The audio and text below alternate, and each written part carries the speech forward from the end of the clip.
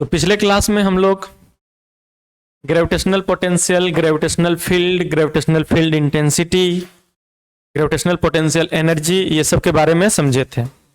ठीक है, आज के क्लास में हम लोग एस्केप वेलोसिटी के बारे में पढ़ेंगे या एस्केप स्पीड के बारे में पढ़ेंगे। तो सबसे पहले टॉपिक लिखिए कॉपी में, escape speed.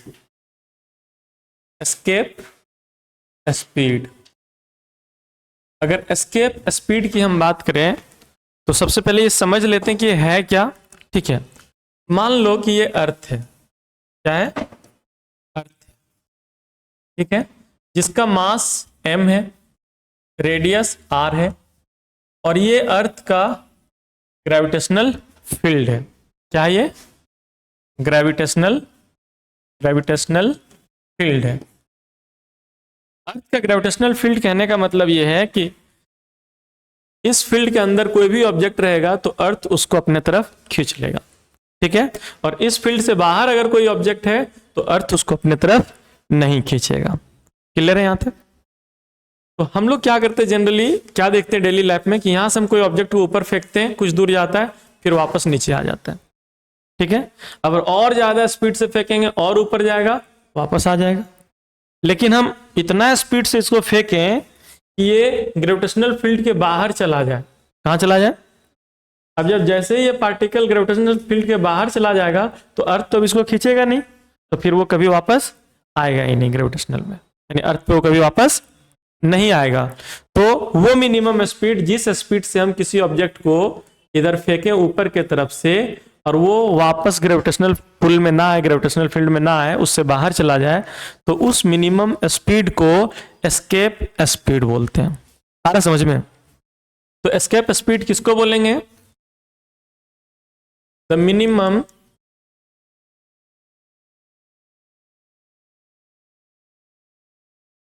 Speed through which an object is thrown and the object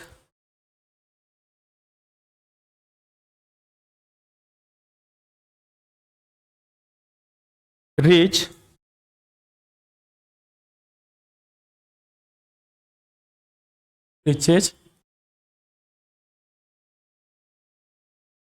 outside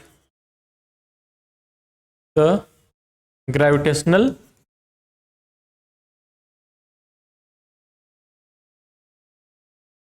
field. यानी वो मिनिमम स्पीड, जिस स्पीड से हम किसी ऑब्जेक्ट को फेंकें और वो ऑब्जेक्ट ग्रेविटेशनल फील्ड के आउटसाइड बाहर चला जाए, वो वापस फिर अर्थ पे ना आए, तो वो कम से कम स्पीड को हम लोग क्या बोलेंगे? एस्केप स्पीड बोलेंगे। क्लियर है? अब ये कैलकुलेशन समझते हैं कि उसको कैसे फाइंड करेंगे हम लोग, कैसे पता करेंगे कि कम से कम वो कितना स्पीड होना चाहिए जिस स्पीड से हम ऑब्जेक्ट को फेंकें और वो ग्रेविटेशनल फील्ड से बाहर चला जाए। तो इसके लिए आपको पहले कुछ बातें समझना पड़ेगा बिल्कुल अच्छे से। ध्यान दीजिए, जो हम लोगों ने कल पढ़ा है ग्रेविटेशनल पोटेंशियल एनर्जी के बारे में, पहले वो समझिए और उससे ये रिलेट करता है। ठीक है, अगर कोई ऑब्जेक्ट, चलिए ध्यान दीजिए आप लोग, सब लोग इधर, अगर कोई ऑब्जेक्ट ग्रेविटेशनल फील्ड के बाहर है तो इस पे कोई फोर्स नहीं लग रहा है, फोर्स जीरो है। फोर्स क्या है? जीरो है। अगर इस पे लगने वाला फोर्स जीरो है, ध्यान से सुनिएगा, तो इसको क्या मूव कराएंगे इधर तो कोई वर्क डन करना पड़ेगा? नहीं, क्योंकि कोई फोर्स ही नहीं लगेगा। लेकिन जैसे हम इसको ग्रेविटेशनल फील्ड के अंदर लाना शुरू करते हैं तो हमको कुछ ना कुछ वर्क डन करना पड़ता है, क्योंकि हम फोर्स लगाएंगे। क्योंकि अगर हम कोई ऑब्जेक्ट को यहाँ डायरेक्टली रख के छोड़ देंगे, इसको अर्थ खींच लेगा, और हम चाहते हैं कि यहाँ ला करके इसको रखें, इसके लिए हमको इसको अपोजिट डायरेक्शन में फोर्स लगाना पड़ता है। क्योंकि हम फोर्स लगा रहे हैं इसको अपोजिट और ऑब्जेक्ट आ रहा है नीचे की तरफ, तो डिस्प्लेसमेंट हुआ इधर, और फोर्स लग रहा है इसको अपोजिट, तो वर्क डन होता है नेगेटिव। ये सारा चीज हम लोग कल डिस्कस किए थे। ठीक है, अब मान लो कि कोई ऑब्जेक्ट जिसका मास m है और इसको हम अर्थ के सरफेस पे ला करके रखें, ठीक है ना, तो उसमें कितना वर्क डन करना पड़ा? मान लो वर्क डन करना पड़ा -1000 जूल। ठीक है, अगर हम फिर इसी इतना ही एनर्जी 1000 जूल को एज ए काइनेटिक एनर्जी इसमें दे दें, इसको इतना स्पीड से फेंकें, इसका काइनेटिक एनर्जी, कौन सा एनर्जी 1000 जूल हो, तब तो ये ऑब्जेक्ट फिर यहां वापस पहुंच जाएगा। और अगर ये यहां पहुंच गया मतलब ग्रेविटेशनल फील्ड से बाहर चला गया, अब वो वापस नहीं आएगा। आ रहा समझ में? मतलब ये ऑब्जेक्ट को यहां तक पहुंचने में जो एनर्जी इसने लूज किया है या एनर्जी जो नेगेटिव में है, बस उतना ही पॉजिटिव एनर्जी इसको वापस दे दो, ये ग्रेविटेशनल फील्ड से बाहर चला जाएगा। समझ पा रहे हैं? और ये एनर्जी किस फॉर्म में देना है? काइनेटिक एनर्जी के फॉर्म में देना है। किस फॉर्म में देना है? अब बताइए कि अर्थ के सरफेस पे अगर यहां पे कोई m मास का ऑब्जेक्ट रखा हुआ है, इसका पोटेंशियल एनर्जी क्या होगा? वो होगा capital G capital M small m by capital R, क्योंकि ये रेडियस या फिर डिस्टेंस क्या होगा? अर्थ के सेंटर से इस ऑब्जेक्ट का डिस्टेंस क्या होगा? कैपिटल R होगा।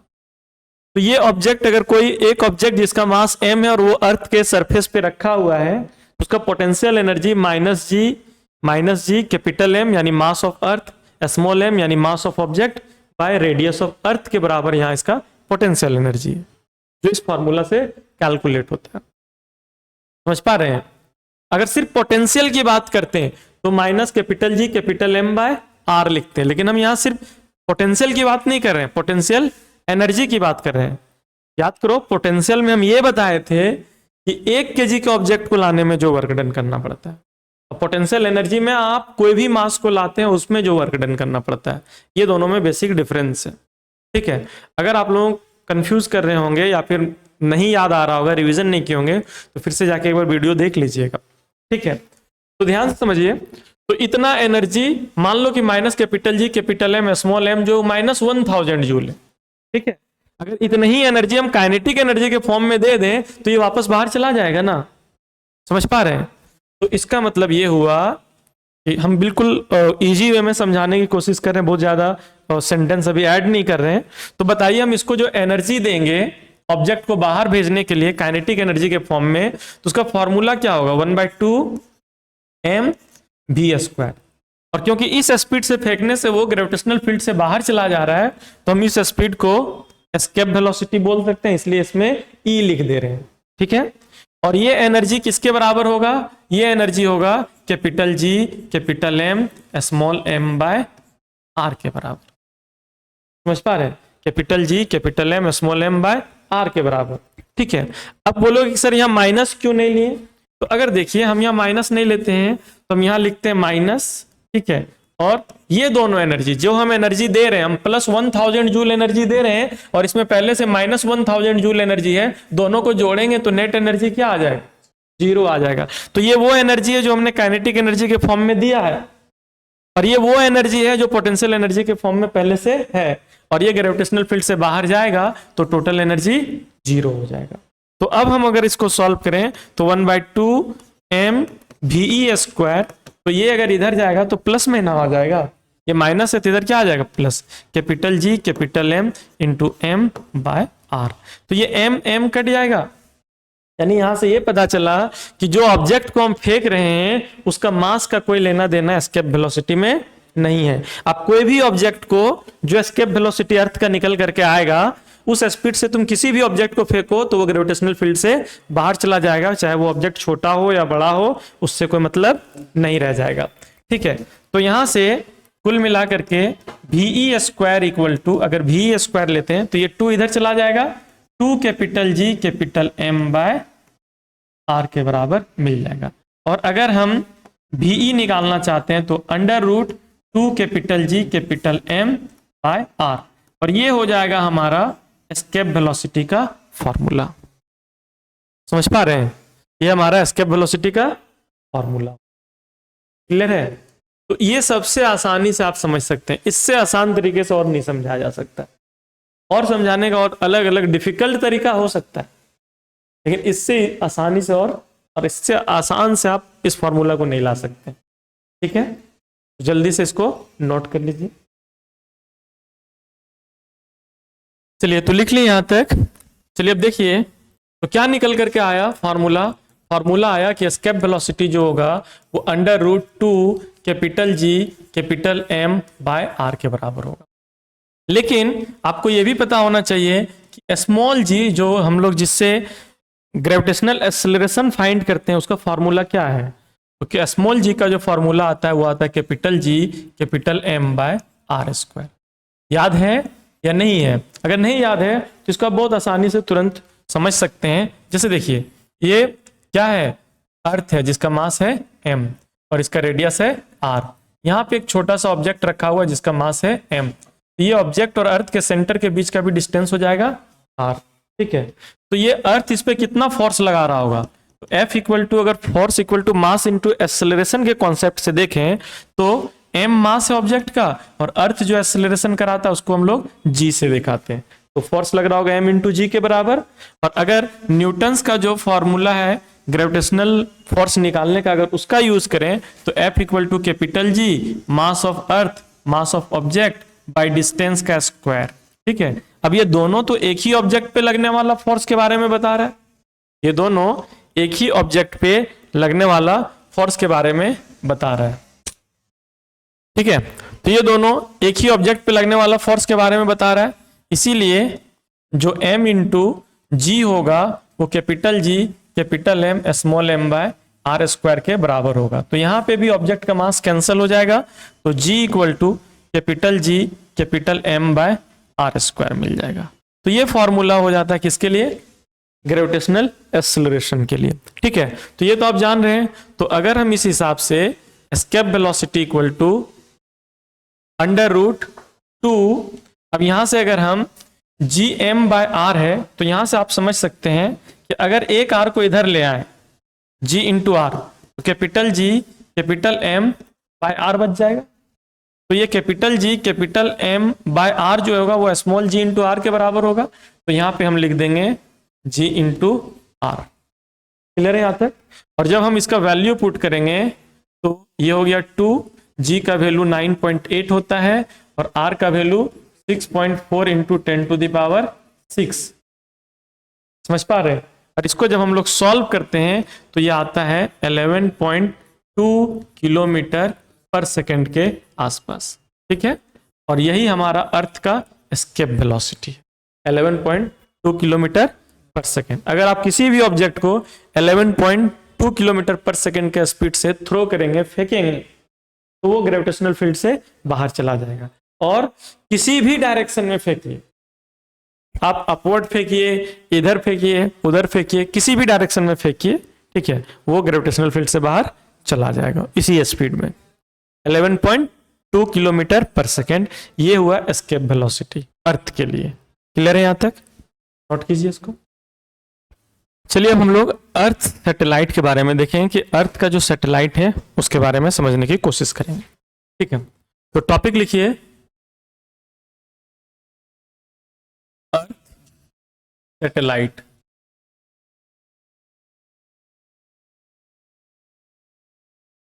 सबसे पहले अर्थ के चारों ओर जो हेवनली बॉडी घूम रहा है वो नेचुरल सैटेलाइट है, और अर्थ के चारों ओर एक हेवनली बॉडी घूम रहा है जो नेचुरल सैटेलाइट है।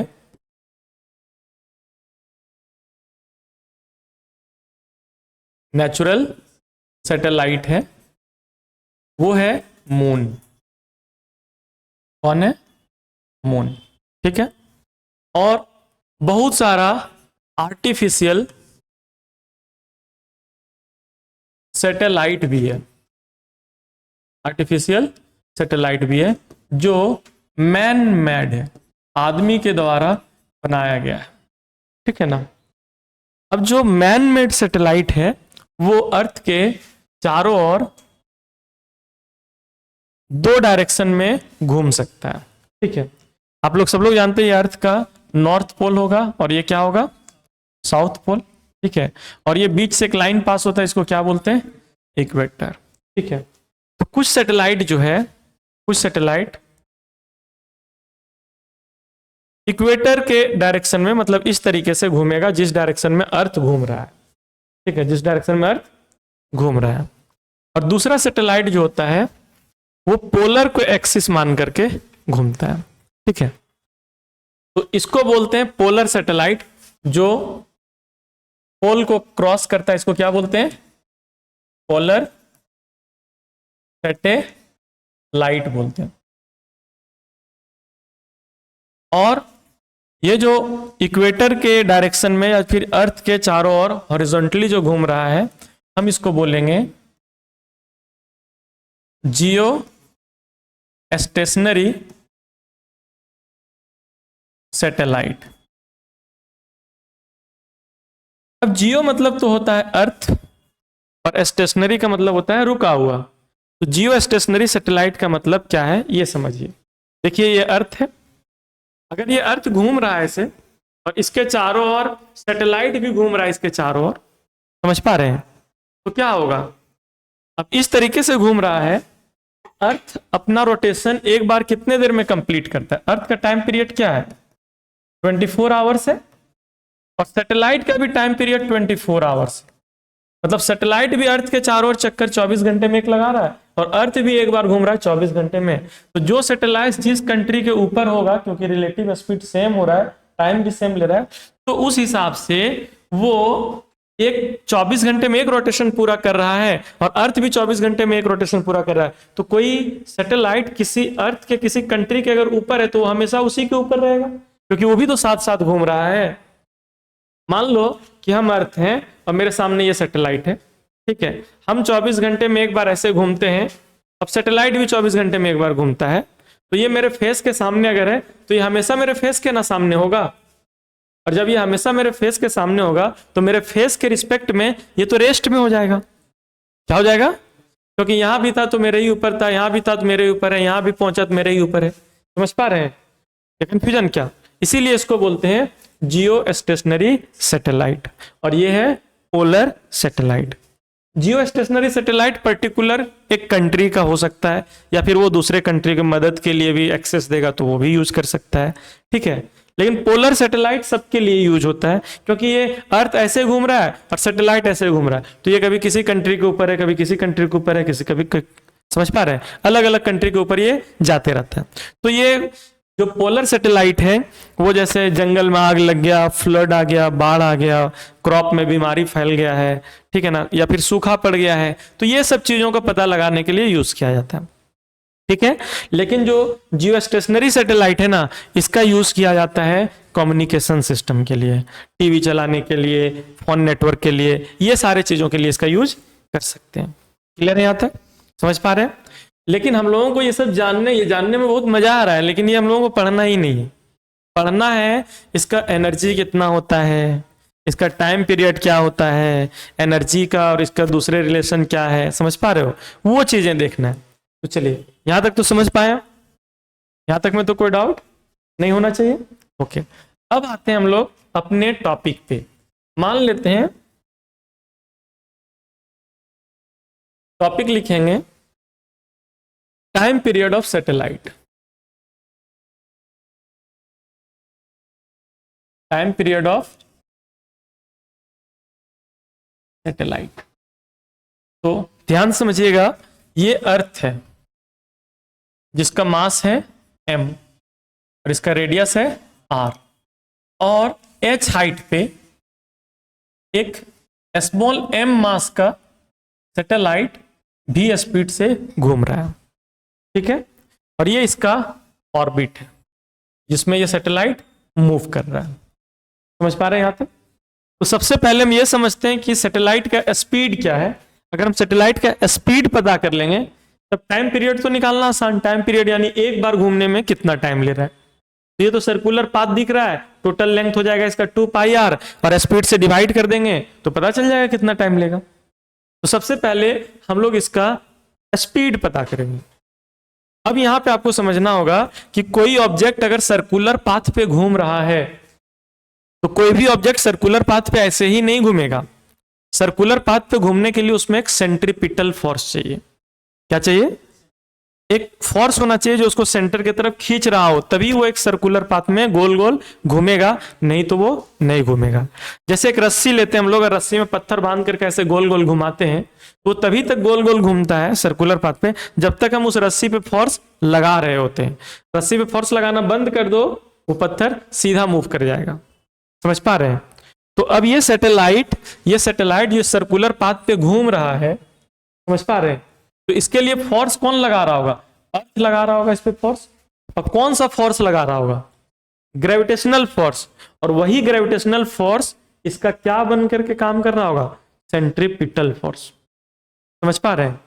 तो यहां पे इस केस में, सैटेलाइट के केस में, जो सेंट्रीपिटल फोर्स है, सेंट्रीपिटल फोर्स, ये फोर्स ग्रेविटेशनल फोर्स के बराबर होता है। यही दो तीन चीजें जो रिलेशन है वो जानना है, फिर आगे आप सारा चीज समझ सकते हैं। अब बताइए सेंट्रीपिटल फोर्स निकालने का क्या फॉर्मूला है? सेंट्रीपिटल फोर्स निकालने का फॉर्मूला है mv²/r। अगर सैटेलाइट का मास m है, v स्पीड से घूम रहा है, और इसका डिस्टेंस यहां से यहां तक का अगर अभी हम लोग r मान लेते हैं, क्या मान लेते हैं? r है, तो इसका सेंट्रीपिटल फोर्स हो जाएगा mv²/r। और ग्रेविटेशनल फोर्स क्या हो जाएगा? Capital G capital M small m/r square, distance का स्क्वायर। ठीक है, तो ये मास कैंसल हो जाएगा। ठीक है, ये r एक बार इसको कैंसल कर देगा, तो एक r बच जाएगा। तो v² equal to capital G capital m/r मिल जाएगा। और अगर आप सैटेलाइट का वेलोसिटी देखोगे तो v equal to under root capital G capital m/r हो जाएगा। इस फॉर्मूला से आप वेलोसिटी निकाल सकते हैं। समझ पा रहे हैं यहां तक? या कंफ्यूजन क्या? जहां पे ये r जो होगा उस सेंटर से लेकर के अर्थ के, मतलब जो सैटेलाइट है और सेंटर से अर्थ से उस सैटेलाइट के बीच के दूरी को r बता रहा हो। आप इसको v equal to under root capital G capital m/r plus h भी लिख सकते हैं, क्योंकि यहां से यहां का डिस्टेंस हो जाएगा r और यहां से यहां का हाइट है h, तो टोटल डिस्टेंस कितना हो जाएगा? h प्लस r हो जाएगा। क्लियर है यहां तक? तो ये आपका फॉर्मूला हो जाएगा क्या निकालने का? स्पीड ऑफ सैटेलाइट निकालने का। ठीक है, अब अगर स्पीड निकल गया सैटेलाइट का, तो फिर ये एक रोटेशन करने में कितना टाइम ले रहा है हम वो भी कैलकुलेट कर सकते हैं। इसको नोट कीजिए। तो यहां पे हम लोग टाइम पीरियड सैटेलाइट का निकालना है, और हम लोग सैटेलाइट का स्पीड निकाल चुके हैं। तो अब हम लोग टाइम पीरियड अगर निकालेंगे सैटेलाइट का, टाइम पीरियड का मतलब, यानी ये अर्थ के चारों ओर जो r हाइट पे या r डिस्टेंस, सेंटर से r डिस्टेंस पे जो सैटेलाइट चारों ओर घूम रहा है, ये एक रोटेशन कितना देर में करेगा। तो टाइम पीरियड अगर टाइम निकालना है तो फॉर्मूला क्या होगा? Distance by speed. ठीक है, तो इसको घूमना है, कितना डिस्टेंस घूमना है सैटेलाइट को? ये सर्कुलर पाथ कवर करना है, तो ये हो गया 2πr। और स्पीड क्या है? v है, तो t इक्वल टू 2πr, और v अगर देखें तो वो है under root capital G capital M by small. ठीक है, समझ पा रहे हैं? तो ये तो एक ये भी फॉर्मूला आप डायरेक्टली लिख सकते हैं। ठीक है, या फिर अगर ये t इक्वल टू 2π, यहां पे तो r पहले से ही है, और ये डिवाइड का डिवाइड है रूट r, तो ऊपर जाएगा तो क्या होगा? रूट r मल्टीप्लाई हो जाएगा, और नीचे बच जाएगा सिर्फ under root capital G capital M। समझ पा रहे हैं? तो यहां से क्या निकल करके आएगा? t equal to 2π under root r का power 3/2 by under root capital G capital M, ये भी लिख सकते। ठीक है, फिर टाइम पीरियड इक्वल टू आप t equal to 2π into r into root r by में क्या है? Capital under root capital G capital M। तो आप ये तो पहले ही देख रहे हैं, ये हम लोग पहले ही जान रहे हैं कि g equal to capital G capital M by r square होता है। तो g into r square equal to capital G capital M लिख सकते हैं। बताइए, समझ पा रहे हैं? या फिर अगर हम आर हाइट की बात करें कि अगर किसी एच हाइट पे अगर क्या होगा जी का वैल्यू, तो उसके जगह पे स्मॉल आर पुट करना पड़ेगा अगर हम लोग आर हाइट पे जी का वैल्यू देखेंगे तो, ठीक है ना। तो या फिर हम लोग t equal to 2 under root r के जगह पे आर प्लस एच का power 3/2 by under root capital G capital M लिख सकते हैं, ठीक है। इफ एच, अगर मान लो कि जो सैटेलाइट का हाइट है वो बहुत ज्यादा नहीं है, 0 के बराबर है, मतलब बहुत कम है रेडियस के रिस्पेक्ट में, तो हम h का वैल्यू 0 ले सकते हैं। हम ये तब ले सकते हैं जब h very very less than r है, तब h नियरली 0 लेना होगा। और अगर 0 लेते हैं तो t equal to 2 into r cube by under root GM मिल जाएगा, क्योंकि h का वैल्यू क्या हो जाएगा 0 हो जाएगा, ठीक है। और अब हम लोग तो t इक्वल टू क्या आया है, t equal to 2 r cube by under root GM, और हम लोग जान रहे पहले से कि g इंटू आर जो होता है या फिर g इक्वल टू होता है capital GM by are square. तो g इंटू आर स्क्वायर जो होगा वो कैपिटल G कैपिटल M के बराबर हो, समझ पा रहे हैं।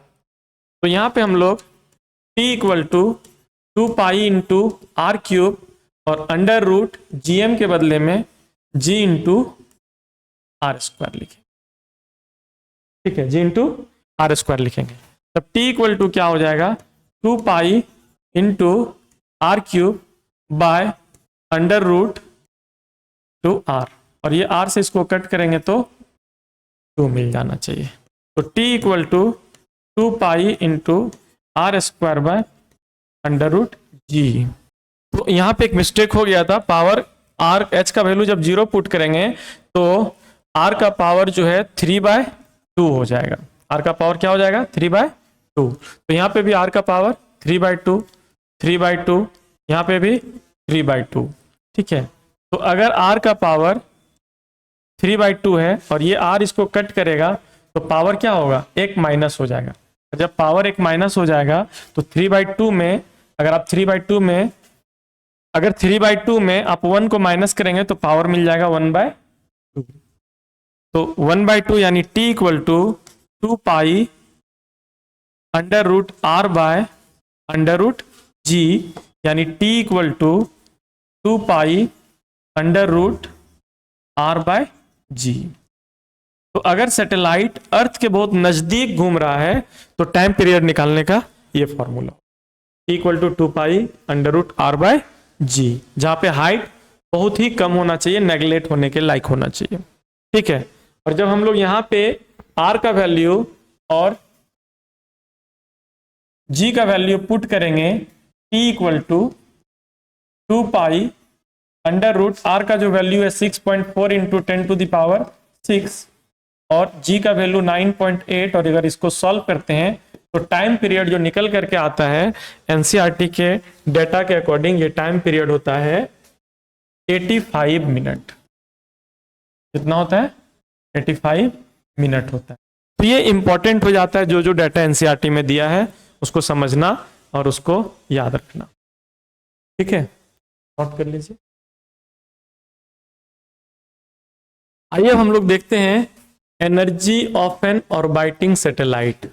टॉपिक लिखिए, energy of an orbiting satellite.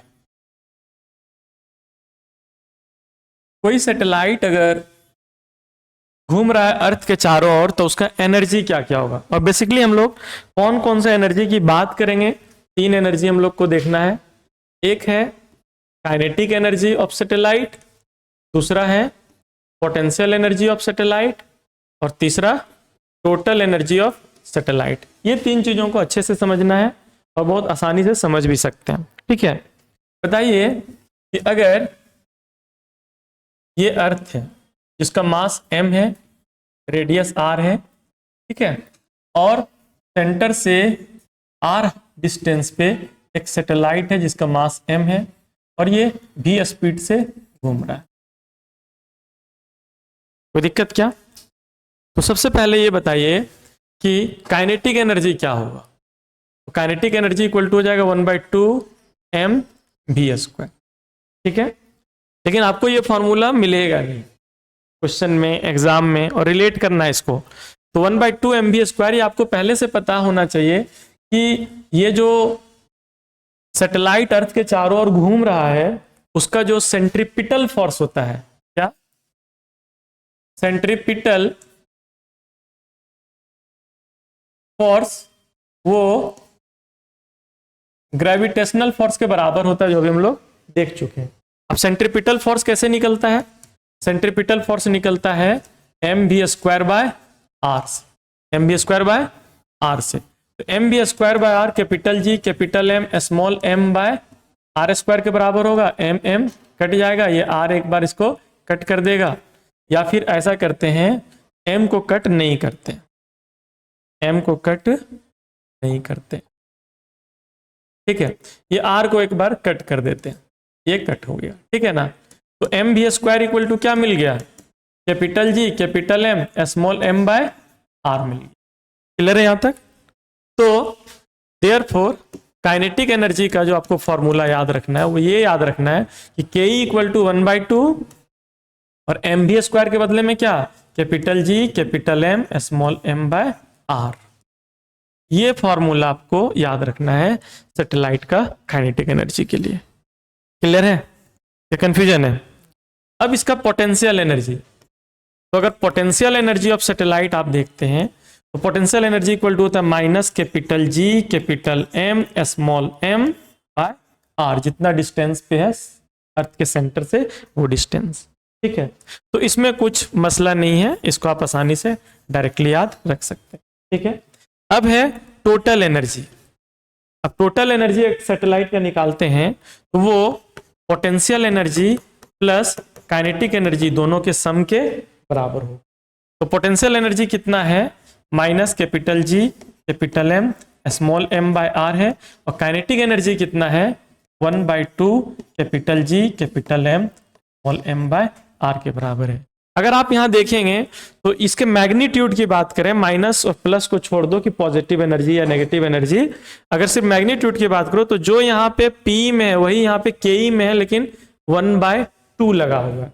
तो यहां से एक कुल मिलाकर के बात समझ में आता है कि जो काइनेटिक एनर्जी है ना वो 1/2 PE के बराबर है, लेकिन यहाँ पे हमको मोड में रखना है कि हमको साइन से मतलब नहीं, जो पोटेंशियल एनर्जी उसी को 1/2 से मल्टीप्लाई करेंगे तो काइनेटिक एनर्जी मिल जाएगा। एक ये भी आपको ध्यान में रखना, ये भी पूछा जा सकता है। क्लियर है यहाँ तक? अगर हम लोग इसका एलसीएम लेंगे, क्या करेंगे? एलसीएम लेंगे तो क्या हो जाएगा? 2r हो जाएगा, और ये 2 से मल्टीप्लाई होगा तो -2 capital G capital M small m plus ये capital G capital M small m, और ये जब ऐड होगा तो -2 कैपिटल G कैपिटल M में capital G capital M add होगा तो एक बार तो माइनस बच ही जाएगा, तो ये हो जाएगा minus capital G capital M small m/2r, और ये हो जाएगा टोटल एनर्जी। क्या हो जाएगा? Total energy. अगर हम लोग इसको थोड़ा ऊपर बढ़ा दें,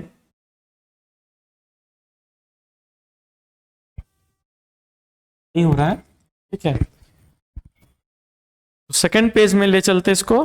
तो total energy equal to total energy of satellite equal to minus capital G capital M small m/2r, ठीक है।